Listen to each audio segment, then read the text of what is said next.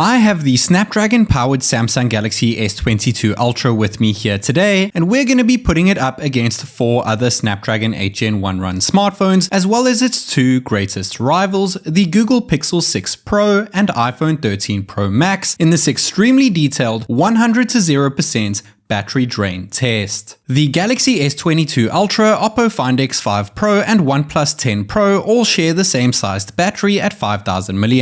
The iQOO 9 Pro has a 4700 mAh cell, the Xiaomi 12 Pro a 4600 mAh capacity, the Pixel 6 Pro a 5003 mAh battery, which is the largest of the bunch, and the iPhone 13 Pro Max has the smallest of the lot at just 4352 mAh. All 7 devices have been updated to their latest available software updates, and even though the Samsung shows cell reception bars at the top of its screen, I can assure you that all devices are SIM-free. All of these smartphones are kitted with 120Hz LTPO displays, and while the Pixel and iPhone can refresh between 10 and 120Hz, the rest of the devices are running the latest LTPO 2.0 display tech, which can refresh between 1 and 120Hz. All of the Android phones house a WQHD Plus resolution, and the iPhone has a resolution which sits somewhere between QHD and Full HD. I have kept all apps that we'll be running through today exactly the same as all of my previous battery tests so that you can compare results to all other smartphones tested on my channel. Who will come out on top of this 2022 flagship battery life drain test? This is TechNick, and without further ado,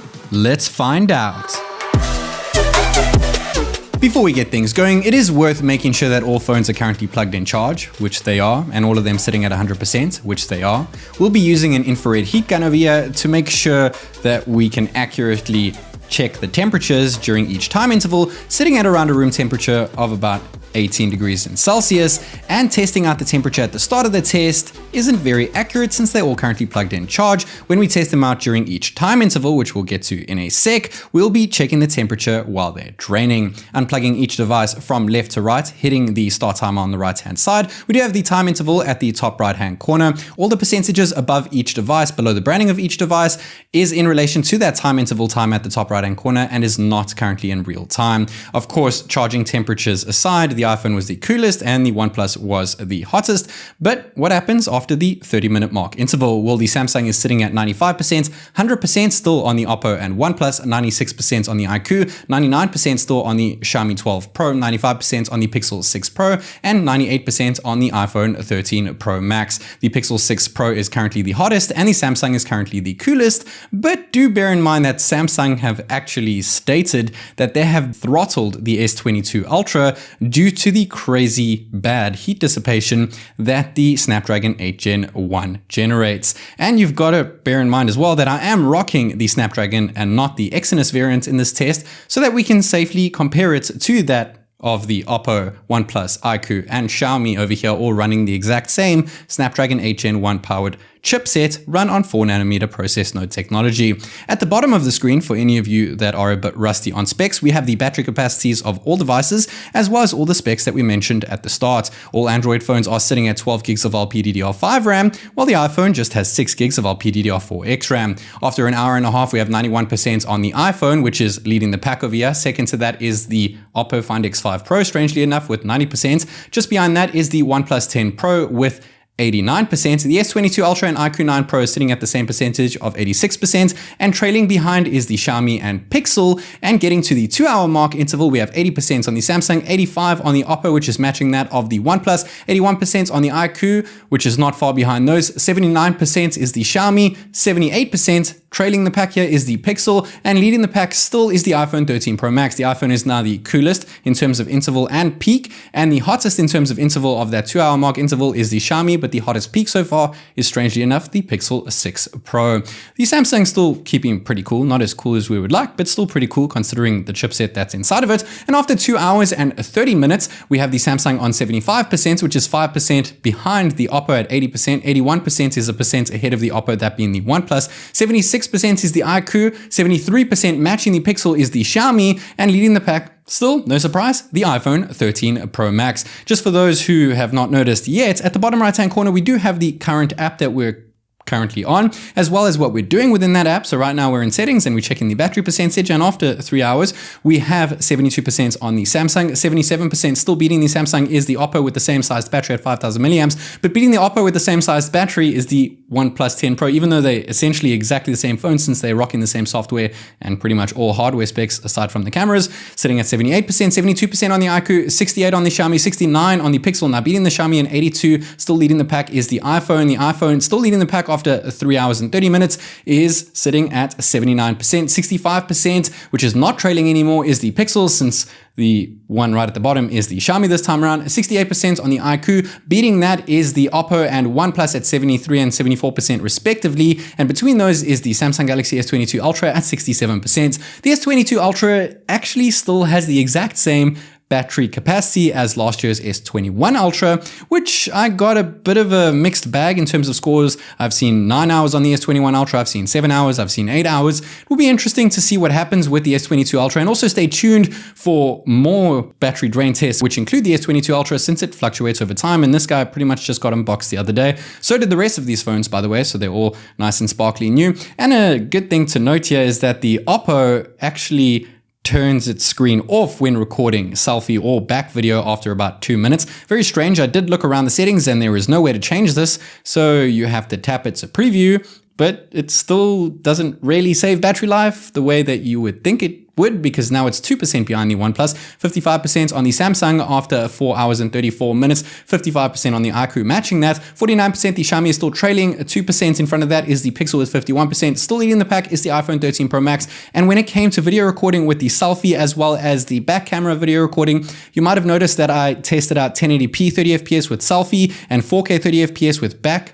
Even though most of these devices can actually hit up to 60 FPS at 4K on the front or the back, I've kept it the same as previous tests so that you can compare the results at the end of this test to all smartphones tested on my channel before it.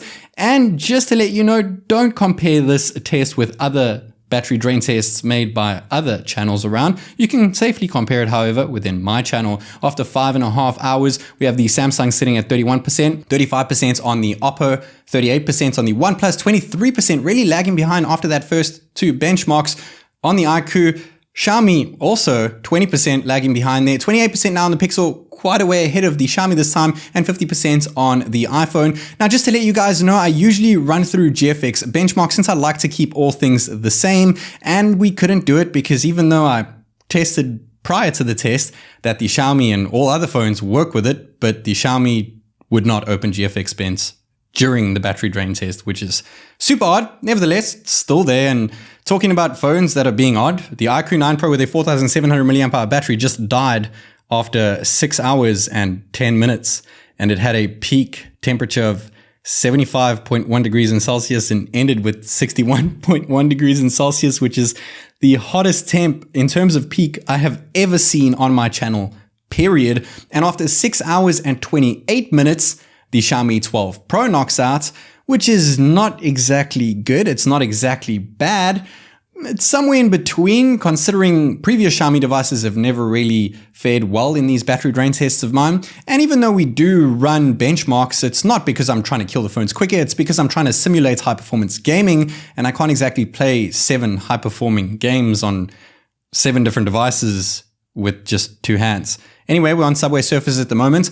After 6.5 hours and now nearing that 7-hour mark interval, we have the Samsung Galaxy S22 Ultra at 7%, beating that the Oppo with 9%, 14% on the OnePlus 10 Pro via, 2% on the Pixel 6 Pro about to knock out, and 30% on the iPhone 13 Pro Max. iPhone still the coolest over here. Pixel had the hottest interval, and of course, hottest peak, which will not change, is the iQOO 9 Pro at a crazy 75 degrees in Celsius. Once the Samsung reaches below 5%, it actually locks itself and dims every 30 seconds, which made it extremely annoying for me. I had to tap the screen every 30 seconds to keep it going. The Pixel, while that happened, died over there, 7 hours and 50 minutes. Not too bad, pretty consistent in terms of my last battery drain test, which we'll get to at the end of the test over here. Had the best percentage per minute drain as well as the best milliamp hour per minute drain. And the S22 Ultra, not far behind that, ending off with 7 hours and 24 minutes is not good, especially not when compared to its predecessor. I'm not sure if that S Pen is sipping some juice over there now that we have an S Pen inside an S series lineup and not a Note series. Gone are the days of the Note. Nevertheless, 7 hours, 30 minutes. We have 3% on the Oppo, 8% on the OnePlus, 24% still on the iPhone. It is still the coolest, and the Oppo was the hottest in the last interval. And the Oppo says cheers to us after 7 hours and 45 minutes, which is actually pretty good compared to its predecessor, which once again, we'll get to at the end. The OnePlus, how much longer can it reach? Can it get to 8 hours? And it does. It makes it with 3% left of juice still in the tank, 15% still on the iPhone. iPhone is now the hottest after that last app that we ran through, but still the coolest peak over here. And getting to 8 hours and 10 minutes, the OnePlus says, all right, I've had my fun for the day, which in all fairness is pretty darn decent fun since it did a great time of over 8 hours, which is amazing battery life. Over 9 hours is just outright insane. Anything over 5 hours is good if you ask me. Over 6 is great, but over 8 is superb. Over 9, I guess, has its own category name called iPhone, or I guess you could say Asus ROG phone. 8 hours and 30 minutes, 11% on the iPhone, still has the coolest peak. Of course, we can't compare the interval degrees in Celsius to any other phone since the rest of them have all gone away. iPhone trumping over here, coming out on top. No surprise since every single test I've done pretty much, as long as it doesn't include a massive 6,000 milliamp hour battery capacity beast like an Asus ROG phone, the iPhone usually comes out on top. Most of the time over 9 hours, sometimes, very seldom, over 10 hours. How is this one going to fare over here? 9 hours it did hit with 6% left in the tank, recording selfie video, back video, Subway Surfers, going through a whole bunch of games the exact same way that I did at the end of every single drain test ever done on my channel. 3% left after 9.5 hours.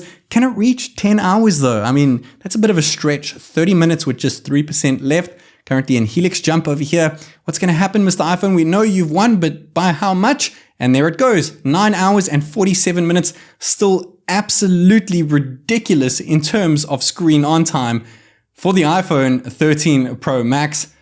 And I would say I'm surprised, but I'm really not, since every time I've tested an iPhone on my channel, it dominates in terms of screen on time. 7th place over here, the iQOO 9 Pro, 6 hours and 9 minutes with a pretty decently sized 4,700 milliamp hour battery is not the best, but over 6 hours is still great battery life, guys. Xiaomi 12 Pro beat it though in 6th place with 6 hours and 28 minutes. Not much better in terms of screen on time when compared to the iQOO, but it does have a slightly smaller battery at 4,600 milliamps. The largest battery of the lot though hit 5th place here, the Google Pixel 6 Pro at 7 hours and 15 minutes, but over 7 hours is still amazing battery life, so props to you, Google. We have the Galaxy S22 Ultra in 4th place over here with 7 hours and 24 minutes. Still has the same sized 5,000 milliamp hour battery size as its predecessor. I'm not gonna lie, it kind of disappointed me a bit in this test. The Oppo Find X5 Pro made it to 3rd place. Very impressed by this guy, 7 hours and 45 minutes. Though the next phone coming up is essentially the exact same phone, that being the OnePlus 10 Pro, even rocking the same sized battery at 5,000 milliamps, same software, that being ColorOS, 8 hours and 10 minutes. Good job, OnePlus. I've never seen you perform so well in a battery drain test. But of course, the Crown King, still 1st place of all time on my channel, the iPhone 13 Pro Max, 9 hours and 47 minutes, though it has hit 10 hours before in the past. And it's worth mentioning that the iPhone stayed the coolest pretty much throughout the entire test, though the Samsung was a close second if you ask me. The iQOO got the absolute hottest in terms of end temp and peak temp, reaching 75.1 degrees in Celsius, which is the highest I've ever seen on my channel. Now, if all of these devices, based on their milliamp hour permanent reading, had the same sized battery at 5,000 milliamps, so same as the Samsung, Oppo, and OnePlus, similar to the Pixel over here, the iQOO would boost up to 6 hours 33 minutes, the Xiaomi would come up to 7 hours and 2 minutes, and the iPhone, my goodness, 11 hours and 14 minutes. I really hope that they chuck in a bigger battery with Apple's flagships going forward. And if we compare them to their predecessors, right at the top of the screen over here, the S22 Ultra got 7 hours and 24 minutes, but its predecessor, the S21 Ultra, got an average of 7 hours and 57 minutes. The iPhone actually trumps its predecessor, the 12 Pro Max, which did it in 9 hours and 17 minutes. This one got 9 hours and 47 minutes. I haven't tested out any Pixel 6 Pro predecessors before, but I have tested it out on my channel, and its last test got 7 hours and 30 minutes, pretty similar to this one. The Xiaomi 12 Pro got 6 hours and 28 minutes, which is identical to the Xiaomi Mi 11 Pro, which got around 6 hours and 32 minutes, and that actually had a bigger battery. I did not test out the iQOO 8 Pro on my channel in terms of battery drain, but the iQOO 7, the Chinese variant with a 4,000 milliamp hour battery, which is 700 milliamps less than this, got 6 hours and 34 minutes, whereas the iQOO 9 Pro got 6 hours and 9 29 minutes. The Oppo Find X5 Pro did marginally better than its predecessor, which got 7 hours and 6 minutes with a 500 mAh smaller battery, and the OnePlus 10 Pro also did significantly better than its predecessor, which got 7 hours and 29 minutes, which is no match for the over 8-hour screen on time of the OnePlus 10 Pro. I hope that you enjoyed watching this video as much as I did making it. This is TechNick, and I'll catch you in the next one.